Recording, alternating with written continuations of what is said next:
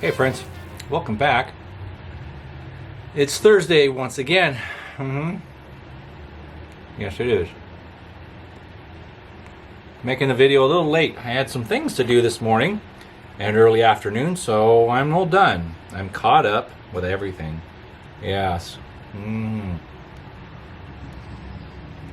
I am. Everything's good. Now, this week, I'm going to be sharing something a little special. First, I'm going to set the groundwork and tell you a little story of how this came to be. Now, many of us have different methods of finding tubular lanterns. They all kind of reside in different parts of the country, different parts of people's garages or basements sometimes, attics, barns, if they have such a thing, which is becoming more rare. It is. Anyway, a week ago Friday, just Friday, so a week ago tomorrow, I got up and made my coffee, turned on the TV, watch a video or something on YouTube. I watch a lot of YouTube. That's actually what I watch mostly. That's right. I contribute to YouTube and I watch a lot of YouTube.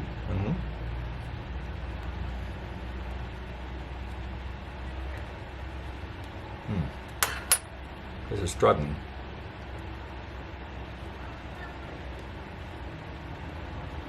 There we go. Anyway, thought it was a nice afternoon for a little puff out here. Little bullseye flake. Anyways, so I pull out my phone, like so. Sitting there on the couch, doing this. I was like, ooh, what's this? Found a lantern on Marketplace. And I did. This does not want to stay lit. So give it a rest. Anyway, so I look at these two lanterns for sale. One is a CT ham clipper, circa 1905, give or take. And the other one is a Deetz. Yeah, Deetz. So I see it's a square tube Deetz. Yeah. And I'm thinking, well, ain't that nice? And it looked like a square lift. It's like, oh, it looks like a Deetz square lift. That's nice. I have had plenty of those. They're not anything too exciting. I mean, they're nice. They're collectible. Don't get me wrong. I'm not trying to disparage the square lift, but I've had a few, and they've all gone out of my hands. I've passed them on to other people because, to be fair, as much as I appreciate them and enjoy them, I don't burn them enough. No, they're not exactly the hot ticket item for me. I like things a little more obscure, I guess. But my tastes have refined to a degree over the years. But anyway, I look at it and it shows a picture of the fount. STAR is on the fount. Yes. It says star. Now, don't get confused. It's not a little star. This is the regular star. This is the number 0 star. Right. And so I'm like, whoa. Now, the price is very fair. But I wasn't sure if it was for both lanterns or just for one. Or each, rather. So I sent a message to the seller. I said, hey, well, first I look where they are. And they're out of San Pedro. Near San Pedro. Yeah. Little neighborhood, little town, really on the cusp of San Pedro. Anyways, I says, oh, it's within driving range. It's not that far. I mean, it is far. It's 50 miles at least. And each way. Get out of here. Fly, Isaac. I tell you. I promise, I did shower and shave. I showered. I'm clean. Anyway.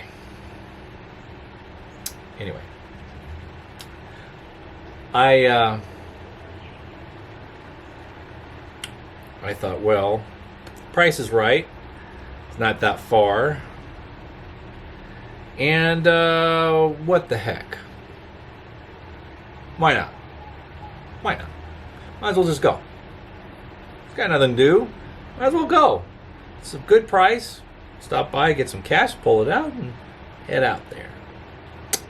So I did. Well, finally, I did message the seller. I said, hey, is this still available? And I got a yes, it is. And blah, blah, blah. I said, is it for each, or is it a combined price, or what's the deal? So she told me everything. I'm like, okay. She was like, I'll be around noon. I'm like, perfect. I could make it out there by noon and still finish my coffee and enjoy my morning in a leisure manner. Yeah. Well, I get out there. And I pull up to this beautiful little bungalow from the 1910s or early 20s. One of the older houses in that neighborhood. Yeah. Back then it was pretty sparse, I'd imagine, because, well, kind of an oil town, San Pedro. Harbor town, oil town, you know. Anyways, Union Oil was out there, Standard, all those manufacturers. That's right. So...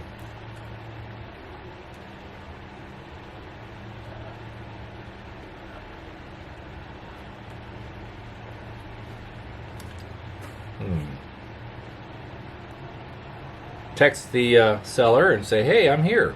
Okay, come on in. Welcome me in. Nice young lady. And folks are over. Hi, folks. How's it going, you know? Well, shows me both lanterns, and I said, yeah, that's the one I want.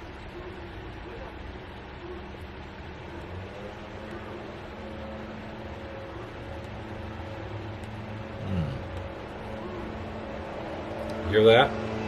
Always. I could do a video in the middle of the night and you'll still get a leaf blower. I almost guarantee it.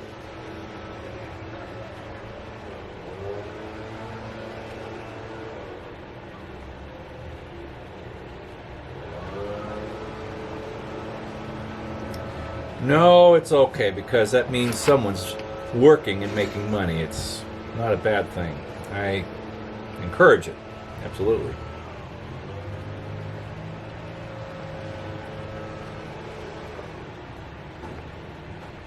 Tools of the trade of the landscaper. Anyways, that's California's state bird. Anyways, back to my story. So they offered me both lanterns for a fair price, but I really didn't need the other one. It was a CT ham. I already have one similar to it. I didn't need another project, even though it was probably turnkey, probably worked, but it was painted silver. And the other one's painted silver. So I'm like, I don't need to do this. I don't need two projects. You know, I mean, it's just really removal of paint. But we all know how annoying silver paint can be, right? I think we do. Anyways, so I pay the lady, and we have a little conversation. Give her a little history about the lantern, and apparently both lanterns belong to her great grandfather. Yeah, and her parents are about, I'd say probably the age of my parents.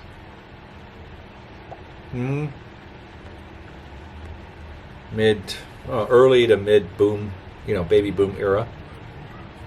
Born in the late 40s, early 50s, right around there. I guess that would be early boom. But anyway, it was nice, a little visit, and I gave her a little history about the lantern. She was curious, and she's like, "Yeah, that kind of checks out with the era that my great grandfather was living, and it all makes sense." And apparently her family has a history with Union Oil, and that's pretty interesting. I think that's cool. But anyways, I thought, okay, this is going to be fun. So I says, you know what? I says, I'm going to burn this. If it holds oil, I think this would. She's like, I think these do work. I'm like, okay, cool. So I was like, I will send you a picture of it burning after I get home this evening. Oh, that sounds great. Fantastic. You know, very nice lady. And she was just happy that it was going to a good home, and that'll be treasured, because, you know, they have a lot of things apparently that belong to that side of the family, her great-grandfather and everything, and that they're slowly selling off, okay? So that's nice. It's nice to take one piece home and enjoy it. But anyways, without further ado, this. Here it is, friends. The Deetz Star. See, it says right on the fountain. Star. Now, going by the style of fount with the subtle step. See the step here? It kind of looks like a CT ham fount a little bit, doesn't it? Yeah, just without the solder. Has a soldered in bottom. See? So this is on the cusp of 1899 to 1900, maybe 1901 at the very latest. But this is a nice piece. And it came with this globe. You see that globe? Buell No.0 tubular. Yeah. Yep.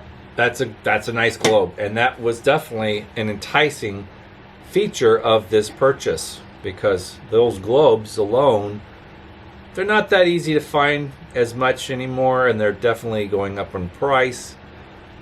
Buell I would say Buell globes are kind of a premium, especially the cold blast versions. But the O tubulars, they don't surface a whole lot. That's what I'm saying. But anyways, this is a nice example. Now, it's painted silver, as we can tell. Clearly. The bale's black. You know, the old man did a little bit of a paint job on it. But I can tell it's not a very old paint job. It's got some overspray areas. He didn't really spray the bottom of the globe plate, so it was a rattle can job at some point in time. So probably in his later years he painted it, but apparently he's had it for a very long time, and quite possibly it's been in that family since brand new. And if that's the case, that's really cool. It's been in California its entire life. Or maybe, I don't know. She didn't give me much information on where her great-grandfather came out of, or if he was a resident here for that long. But anyhow, Deetz Star with a Buell globe. Yeah, I'm into it. I like it. Now, we did leak test it, and it passed. It does have an old wick in it, and it works. So we're going to light this little guy, and we'll enjoy it together. Yes, sir. Okay. There we go. How's that? How's that look? Yeah. We'll use the rest of this match for relighting this.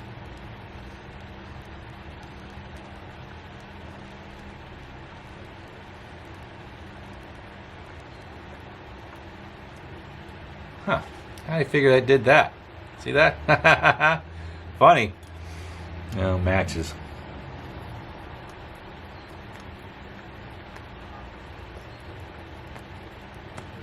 There we go. Nice. That looks good, right? That's burning really nice. With a wick that came with it. You know, there's just something to be said about buying a piece, taking it home, doing maybe a little investigation, and then testing it out, seeing it holds fuel, and then burning it. That's a nice thing. It's kind of a complete experience. So you find something that you like, and you see that it's within a driving distance, it's not going to be too expensive. You go out there and you meet the people selling it, and you find out that they're pretty cool people. And then you buy something that belonged to their family for a very long time, and inside you feel a little guilty, like, well, gee, wouldn't you want to keep something like this? But hey, if they're not using it and they don't have any interest into it, I guess it makes sense. You know, might as well move it on if it's not important to you. If it's not enriching your life, you might as well move it on to somebody who it will enrich it, right? So, I get it. But anyways, great condition, painted silver, probably saved its life.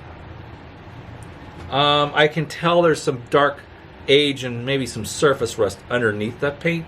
Yeah.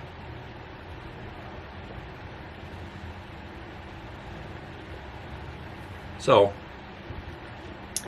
we will be doing a stripping of this paint. Yeah.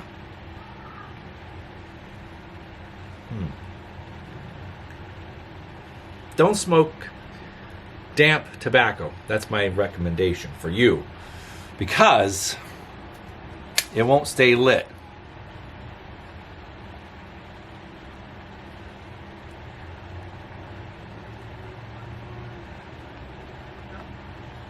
You want to let your pipe tobacco dry out a little bit.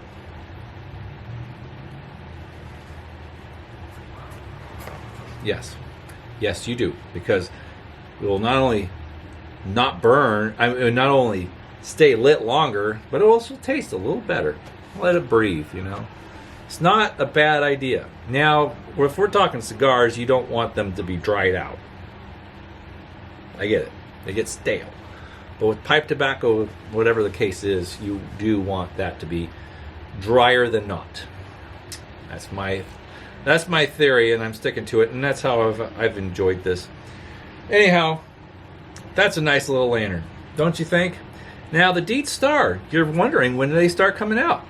And when do they stop? It's a good question. Just so happens I have a general answer.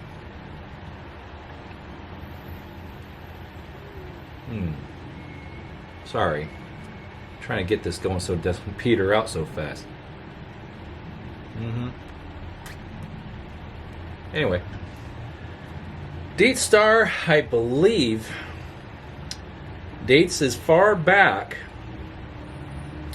as the early 1890s. So after the Deetz square lift is introduced around 1890, it goes on and develops further. You know, I think the first versions didn't have crosswire guards. They had the little pinch lift, you know, and had a slip over cage at one time. Very first square tube versions. Now pre square lift was the lift wire, and the lift wire was the predecessor. You get it. Anyways, we've had this conversation, but the square lift progressed, gained wire guards, and from the pinch lift it goes to the smoke bell little tab up there, and that became the benchmark, or the pattern for the square lift for all of Deetz square lift style lanterns, like the Mill lantern and the Acme Inspector and so forth. And the square lift design is one design that carried on into the post-war era through the Acme Inspector. But anyhow, the square lift continued all the way into, I want to say, the late 90s. But the Star came out around 1894 or 5, right around there. I've seen examples that were bottom stamped, and that would indicate 1893, 4, right around there. So the Star came out at a little after the square lift, from what I've seen, what I understand. And they continued to make the Star into about the early 1900s, such as this. And you know, you might ask yourself, well, if it's like the square lift, why did they have another square lift that was named different? Well, we're talking about the 1890s and the Victorian era, where more was more. If you had redundancy in your catalog, you almost guaranteed to sell no matter what. And people would be appealing to the name or the style. It's like, well, that looks good, but this one sounds better because the name, it sounds more expensive or whatever. There's a psychology to it. And it's interesting how these manufacturers would appeal to customers. And yeah, square lift is a very technical name. Square tubes with a lift on the top. Square lift just has a lift. Because prior to the lift that little tab on top, you had a wire, and you pull it up, and it's the same technology, same principle. But before that, you had a floating globe plate. Yeah. So you had to have a match and insert it. You had to crank up your wick, insert a match into a little hole through the globe plate, and light it that way. So there was really no lift mechanisms prior to the 1890s, except for this. The lift wire did extend into the 1880s, as far back as I think the early 80s, with SG&L. I think SG&L introduced the square lift, and then Deetz had their own version. But most of the examples I find are SG&L, oddly enough. But I have one. I have a SG&L square lift. Lift wire. It's the later sheet metal style one. Anyways, I'll have to bring it back out and share it again. But anyways, the star and the square lift are exactly the same. Same size, same design, principle, everything. It's just different names, and that's all it is. Different name. So it's interesting that they had the same lantern, but a different name. Same with the Deetz Victor and the side lift. The Deetz side lift is exactly as the Deetz Victor. And they're the same lantern. They're exactly the same, except for one minor little detail, is that the Victor has that little bump in the wire guard where it locks your lift lever. Yeah. That's it. And the side lift doesn't have that. No. Now the SG&L side lift does. And SG&L also had a Victor, and it was the same exactly. I don't know. It gets a little confusing, and you kind of scratch your head. Why do they offer so many of the same model lanterns with different names? But as I was saying, more is more. You offer the same lantern with different names, and people would maybe catch on and say, oh, well, this one's named, I like the name of this one. And there's always a gimmick. That's really what it is. And then you also had the Deetz regular, which I have one. But they also came out with the same lantern named the Crown later on, by after 1900 or cusp of 1900, 1899, 1900. They rolled out the Crown. And it's the same lantern as the regular. And then the regular was being made into early 1900 and 1902, whatever. And then soon after that, they discontinued the regular, kept the Crown. The Crown just sounds better than regular. A little fancier, right? It's a crown. Who doesn't like a crown, you know? It's like, that's royal. They also had a royal. They also had a monarch. So they had a kind of a ruling class of model lanterns. Anyways, the Deetz Star. It's not a very easy model to find for whatever reason. And I'm glad to have it. And I'm looking forward to taking the paint off of this and seeing what lies underneath. But I mean, I do technically have a burning lantern as it is. So yeah, I think I'll just enjoy it as it sits right now. And I do have another globe. I do have a marked Deetz globe for this. So yeah, I do.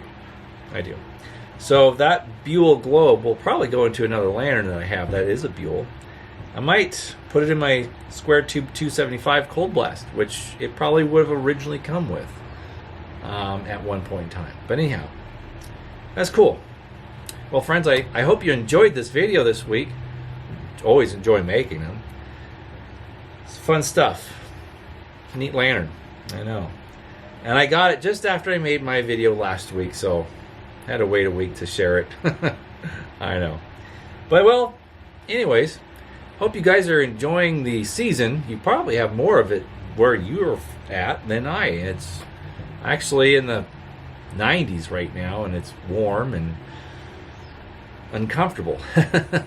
But it's supposed to be cooling down by next week, and hopefully we can get that nice autumn October weather going before Halloween hits, because let me tell you, dressing up in a costume for Halloween, it can be fun, but not when it's hot. Heavens no. No. Anyways, friends, we'll be getting back to you in the next couple weeks. Stay tuned for some fun, of course, Halloween content coming up. That's pretty crazy, you know. Halloween is just right around the corner. And we'll be here before we know it. Even though the month is still pretty young, it'll be knocking on our door just as you know. So that's what it is. That's right. But we might be doing some special content. I'll just give you a little hint. I'm planning to leave town some point this month. And I might be going out west. And I might take you guys along with me. And some of my subscribers are aware of this already. So, yeah, I just might make some content on my little weekend trip. So with that being said, you guys take it easy. And we will see you next video, next Thursday, same time, same Rayo channel. Take it easy. We'll talk again soon. Bye-bye.